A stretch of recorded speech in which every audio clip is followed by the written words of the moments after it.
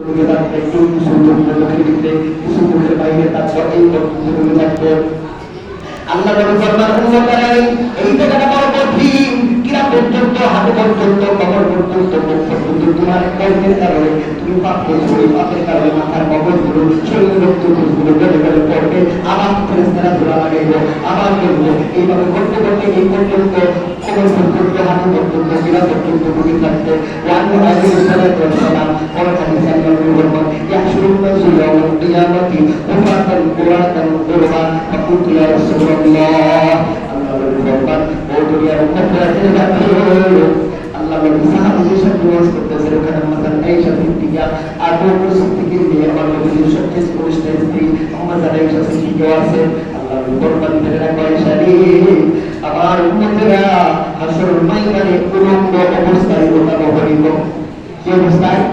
উলঙ্গ অবস্থায়। একমাত্র আপনার আমার প্রিয় নবী দুইটা বেহেশতি পোশাক পরে হাসরের ময়দানে উঠতে প্রয়োজন হবে। সুবহানাল্লাহ। এছাড়া কেউ কোনো পোশাক পাবে না, তাইলে পোশাক পাবে না, আমার নবী পাবে, আর সবাই উলঙ্গ অবস্থায় উঠবে। এই কথা শুনে আমরা জানাই দিকে বলে ফাকুতু ইয়া রাসূলুল্লাহ আররিজালু আন-নিসাউ জামিআ।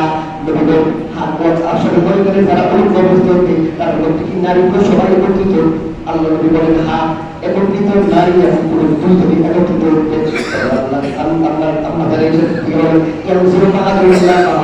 আমরা কি একজন আরেকজনের তাকাই বলা তখন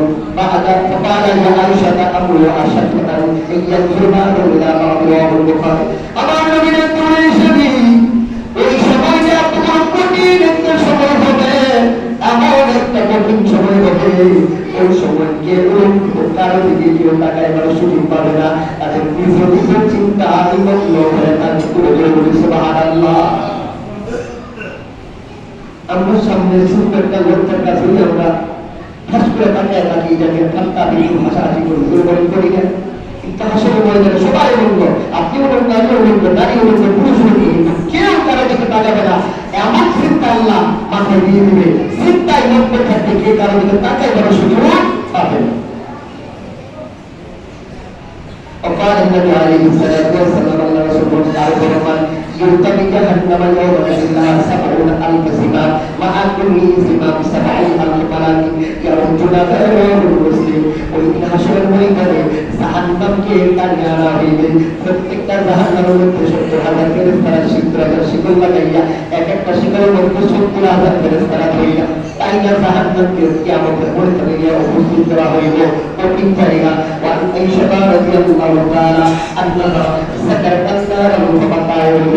এই কথা শুনে মাসাল আয়েশা হুজুরের কথা চিন্তা করে কাঁদতে লাগলেন। কান্না অবস্থায় আমার নবী থেকে বললেন, আমার নবী বলতেছে ফাকুল ইয়া রাসূলুল্লাহ সাল্লাল্লাহু আলাইহি ওয়াসাল্লাম মা ইউকিকি, ও আয়েশা রে তুমি আজকে কেন কাঁদতেছো, এই মুহূর্তে কান্না কেন করতেছো?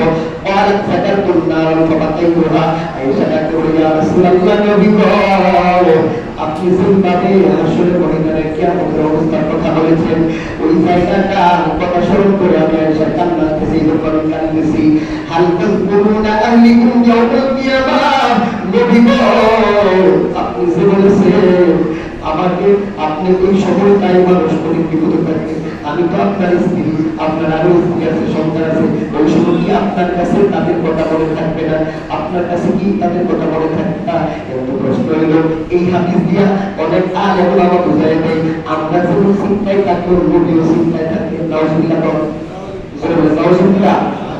আমরা আমল নামা বিচারের পাল্লায় উঠবো, নবীর আমল নামা উঠবনি।